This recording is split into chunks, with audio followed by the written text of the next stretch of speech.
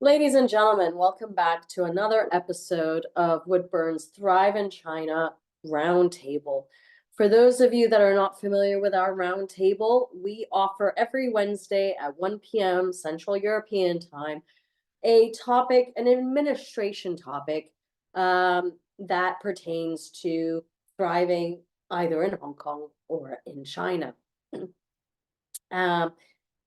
Just a little bit about ourselves. My name is Christina Kohler-Colucci. I'm the head of business advisory at Woodburn Accountants and Advisors. At Woodburn Accountants and Advisors, we are one of the most trusted business setup and corporate administration advisory firms. We have focused for the last 25 odd years on inbound investment into China and Hong Kong.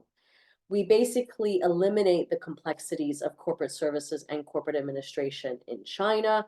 Our services range from trademark registrations to employer of record services, all the way through to incorporation, accounting, tax, and payroll functions. One of the beauties of working with a private business setup and corporate administration advisory firm is that we have the ability to tailor make our services based on the objectives and goals that our clients have in both jurisdictions. A little bit about myself. I'm one of the leading experts on inbound investment into China. I've been doing this for over 20 years now, with a focus on corporate services and corporate administration. I help clients in all phases of their implementation, as well as their growth in China, focusing on pre-investment advisory, implementation, and then ultimately how to grow and scale in the market. Now, one of the main topics we're going to be focusing on today is strategic hiring, looking at the EOR advantage in China.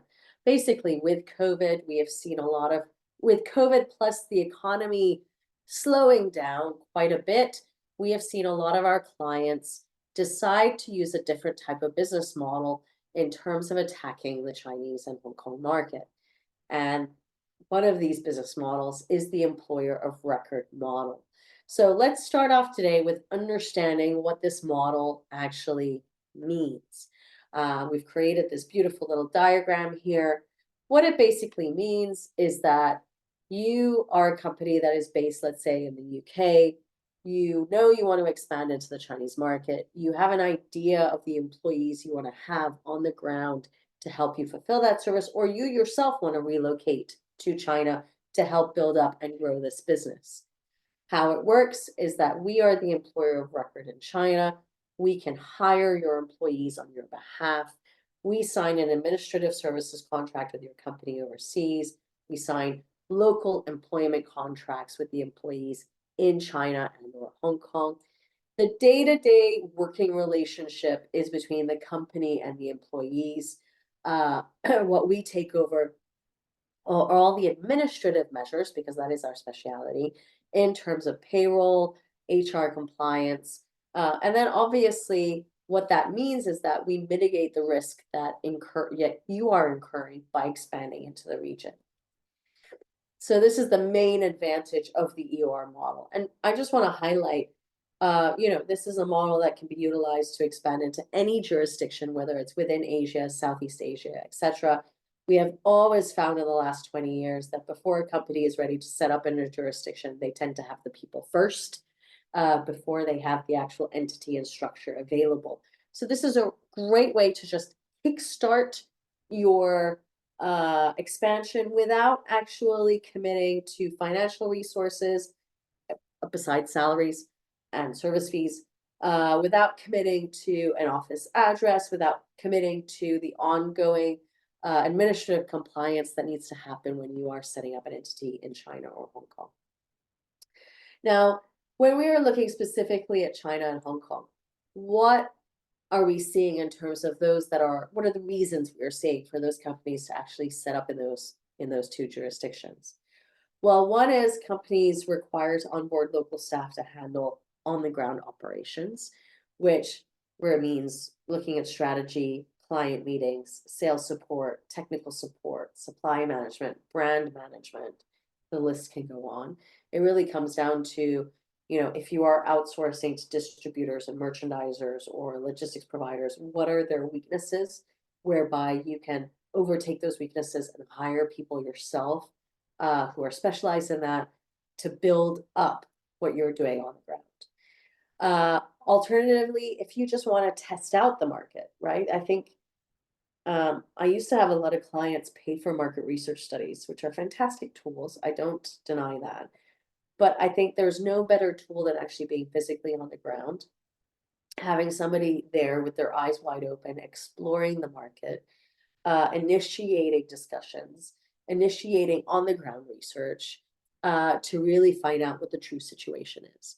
So it can be a tool or a business model that is used to really test out the Hong Kong and Chinese market. Alternatively, I haven't added this here, but alternatively, you might find somebody that is fantastic, but is actually based in Hong Kong, doesn't want to relocate to mainland China. And as a consequence, you need an entity in Hong Kong because you have no intention of ever setting up there. You need an entity in Hong Kong to help fulfill that employment and make sure everything is in compliance.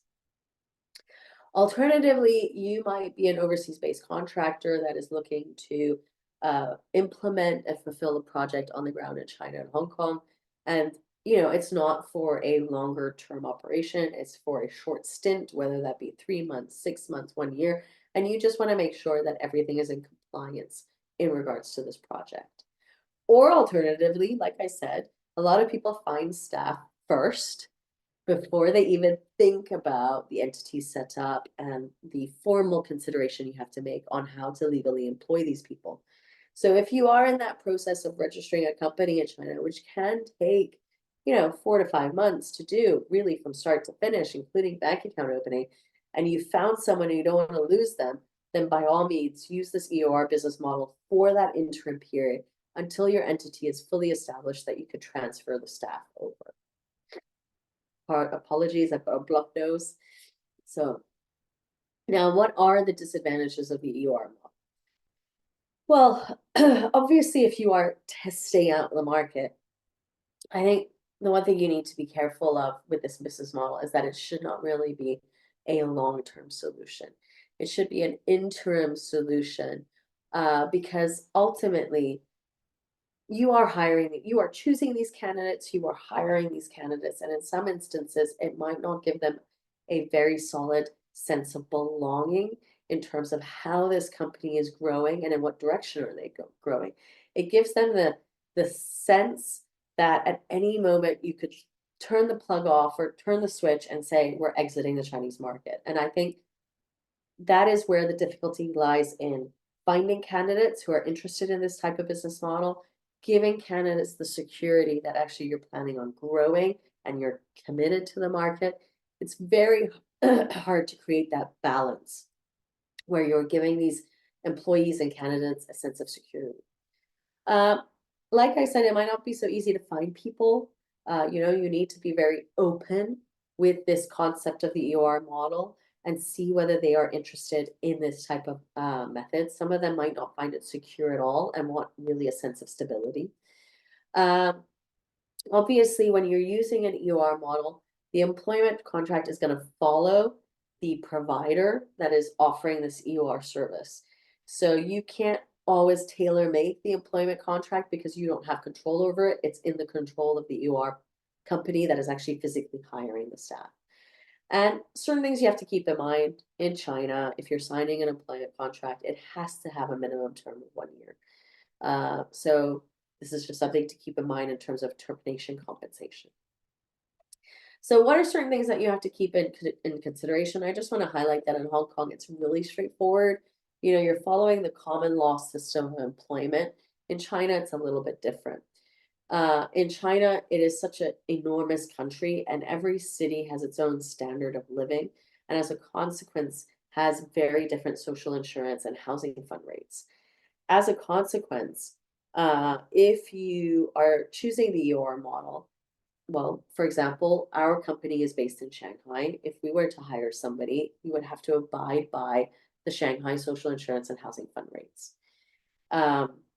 There are some cities whereby we could use a third-party local payroll agent to handle the social insurance and housing fund locally in certain cities, but it is not a permanent solution because there is a nationwide rollout whereby the labor bureaus are saying that if you want to pay social insurance and housing fund, it has to be done locally by that entity that is registered there.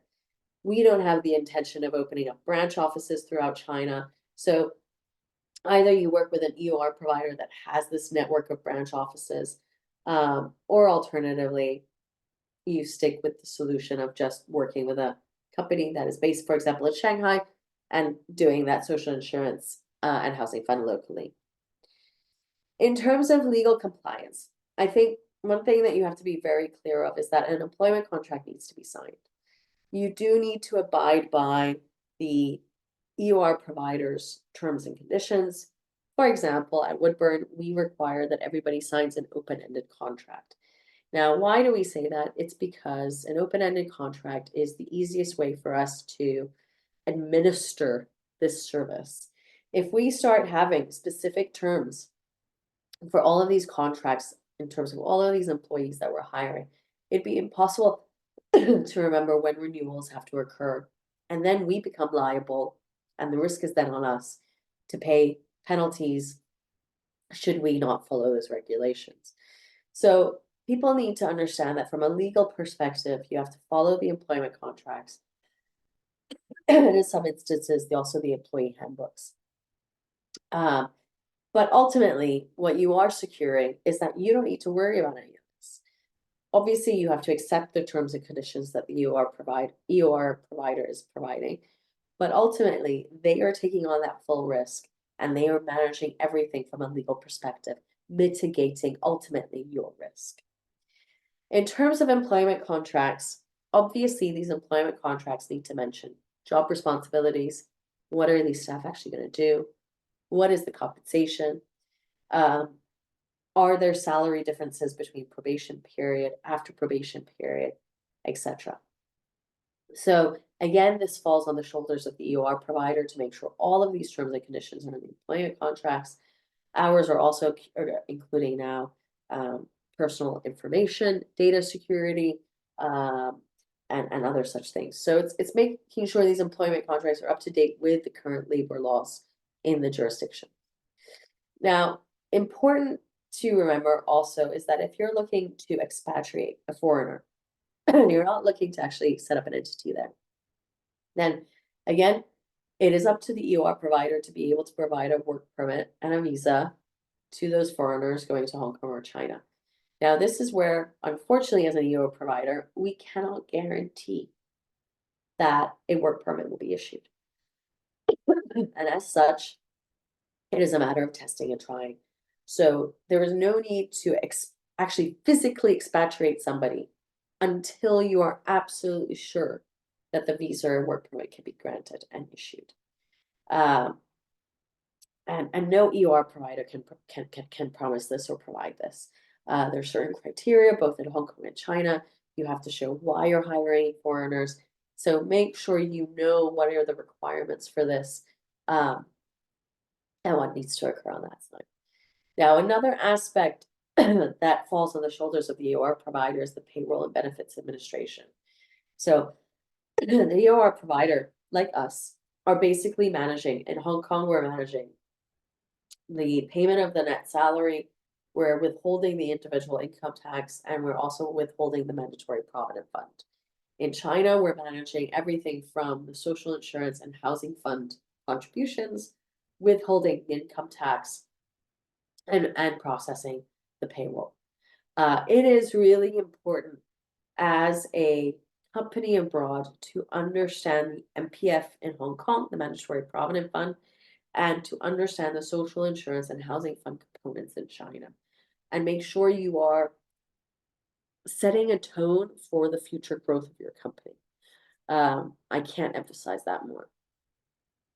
Now, in terms of compliance management, again, this falls on the shoulders of the EOR providers and obviously creates benefits for you that you don't even have to think about these things. So when we are talking about compliance management, it's obviously our responsibility and our job to make sure we're up to date with the Hong Kong and Chinese labor laws and regulations, making sure that if appendices have to be signed on labor contracts, they are. we are also managing all of the HR issues around maternity leave, death in the family, any of these labor issues that may arise, sickness, vacations, etc. And obviously, if there are disputes and it goes to the extent of having to meet with the labor bureaus, that is something that falls on our shoulders because the employment contract is signed with us. So again, these are all really benefits for you as a company, mitigating your risk in China because everything falls on the shoulders of the EOR provider. Now, the biggest advantage for you as a company is that it obviously offers flexibility and scalability, allowing you to quickly expand into a market as soon as you've found somebody that you want to hire. It allows you to test the market. It allows you to onboard additional staff, offboard people you don't want to have. It is giving you the ability to have a very flexible, agile workforce. Again, minimizing that administration burden that you may be having.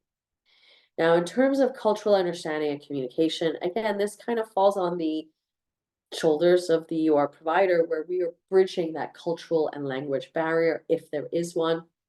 Obviously, we're not getting involved into the day-to-day running or business of the company, but we are navigating the discussions around the administration aspects of hiring these people, both in Hong Kong as well as in China. Now, looking at the compliance and the legal considerations, just very briefly, I've listed here 10 things that you have to think about. 1 are the employment contracts. 2 are the minimum wage requirements. 3 are social insurance and housing fund contributions in Hong Kong. This would be the mandatory provident fund. Number 4 is the tax compliance. 5 would be work permits and visas for any foreigners that you're looking to relocate. Looking at any additional allowances that are being offered to employees, as well as any type of leave entitlements. Obviously, looking at data privacy and data protection of the employees themselves. Understanding what are the termination procedures in case you want to terminate. Looking at the contractual agreements around that, and obviously the legal consultation and the compliance management for the journey of that employment. So these are really key considerations that you have to think about. Now, I get asked this a lot around freelancing in China. Now, freelancing is not governed by the Chinese labor law. In Hong Kong, freelancing is a little bit more accepted because you're following the common law system, but in China, it's not accepted. So what I want people to be aware is that if you are hiring content creators, brand strategists, but on a part-time basis, there are providers out there like Duly Day is one. Duly Day is the equivalent of Fiverr in the West, where it is a platform of freelancers, where if you find a freelancer that you actually want to bring on board, they can actually go through Duly Day in China. It is a state-owned company. It's a local company. You can put them on there and basically pay them direct. So we can't hire freelancers. It's not feasible. We don't have the license to do it. But if you are looking for that option, Duly Day, as well as other local providers, are there to support that. Obviously, this is not a solution if you're planning on having foreigners. Duly Day is purely for local mainland Chinese who are, their job is freelancing. Okay, so that is one avenue to look at. Now, I just want to highlight again, the whole COVID thing actually brought about a agile workforce on a global scale. And, around June of last year, there was about 47% of Chinese internet user bases all working from home. Okay, so the whole EOR model is that obviously you can, in addition, have a workstation or rent a business center place for this individual to work, and that can be paid directly from overseas. Or alternatively, you have this concept of remote working. But if you are offering this remote working, you do have to think about the technology and IT that needs to be provided to that employee. You need to think about the virtual classroom option. How are you going to connect? Is it through Microsoft Teams? Is it through Zoom? We have found that about 95% of all of our EOR employees are doing remote working and working from home and fulfilling their daily job functions, which for many of them are sales and BD roles. So they are traveling consistently to meet with clients locally in China. But obviously, there are disadvantages to the Agile workforce in China, right? There may be cultural and organizational resistance by the employees and candidates you try to hire. There may be communication barriers. There may be a risk of overcommitment and burnout, resource constraints, regulatory and compliance complexities, which really predominantly roll around social insurance and housing fund if they live in a different province. Ultimately, as you can see, I think the biggest fear for most people is, okay, you instill a remote working policy. How do you know they're actually working? I don't feel like this is such a big issue anymore, especially post-COVID.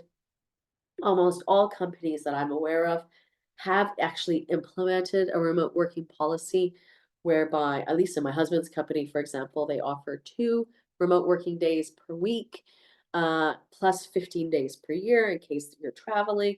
So they're very flexible in terms of this. And obviously, the key thing is get the job done and be accessible via Zoom or Microsoft Teams or WeChat, right?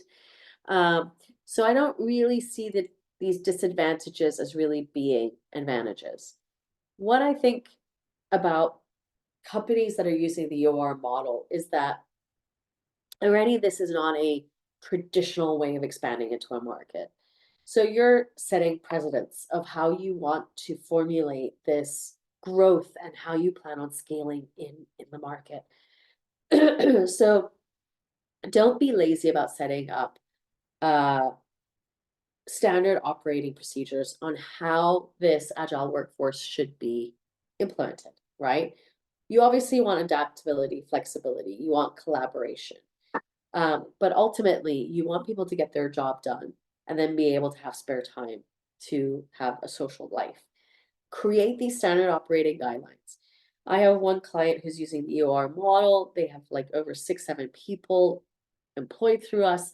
And the key thing we've learned with them is that these staff start working at 11 a.m. every day, and they work all the way through to 8-9 p.m. They're still doing the 40 hours per week. It's just they've changed the timing in order to be able to communicate with Europe because there are clients throughout the world. There are also training sessions which have to happen between offices throughout the world. And by expanding on the starting point, starting time and whatnot, and ultimately, although they've set this as a guideline, it is just a guideline. Obviously, if they're meeting suppliers locally in China and the meeting's at 9 a.m., they still go to those meetings. And then they might finish work earlier that day. But I just want to highlight to you that it does give this flexibility and adaptability.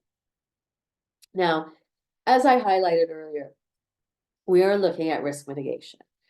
This business model is offering companies the opportunity to expand into China and Hong Kong with reduced risk, and to be able to expand at a moment's notice as soon as you have found that candidate, basically. You don't need to establish an entity. You are not actually taking on any risk in terms of the legal compliance around hiring people. You are partnering with an EOR provider that has that foundation already there and is just helping you to facilitate that, to expand faster and minimize that legal and compliance administration. In terms of the compliance management, we want our clients to focus on their core operations and their core activities. We don't want them to have to worry about the regulatory issues. That is what our focus is on. We are focusing on the local labor laws, the tax regulations, the employment standards. We are working on the payroll, the mandatory provident fund in Hong Kong, the social security and housing fund contributions. When we get notified about vacations or maternity leaves or whatever there might be, we even help some candidates, some employees change their hukou status. We handle all of that compliance management to keep these candidates happy that they stay with the companies for long term. And this is something that, again, the company doesn't have to worry about. As I mentioned earlier, it is a faster time to market. And it helps people to begin their operations and to kick off basically within a week of having found somebody. All the infrastructure is there, you gain a competitive edge, and you don't lose out on candidates that potentially you'd have to wait on because you don't have an entity yet.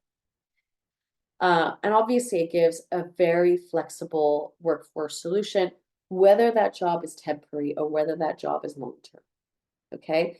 Now, I have a lot of clients who still are in the decision making process of whether they're actually going to establish an entity or not.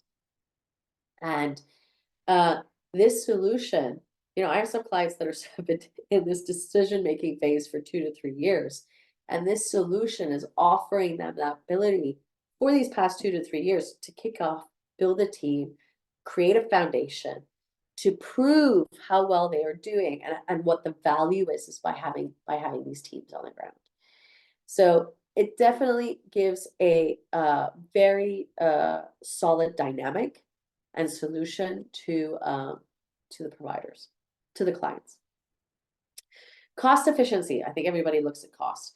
When you are looking at the incorporation fees and the ongoing compliance and administrative overheads, obviously that is going to cost you a certain amount in a year, in a fiscal year, which if you're only looking to hire 1 or 2 people will be much less using the EOR service than having to pay for these ongoing maintenance costs.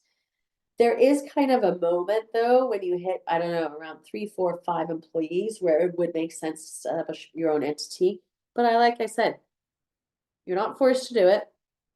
And in some instances, it takes a long time to go through that decision-making process. So it gives you the ability to kick it off legally, properly, transparently, and in a cost-efficient way. And ultimately, it helps you to focus on the core business activities that you want to focus on, like product development, business development, sales, supply chain management, merchandising, etc. Now, just to conclude, it is a strategic model. It is an efficient solution for people that are trying to mitigate their compliance and optimize their workforce management in Asia, particularly if they're looking to expand into the China and Hong Kong market.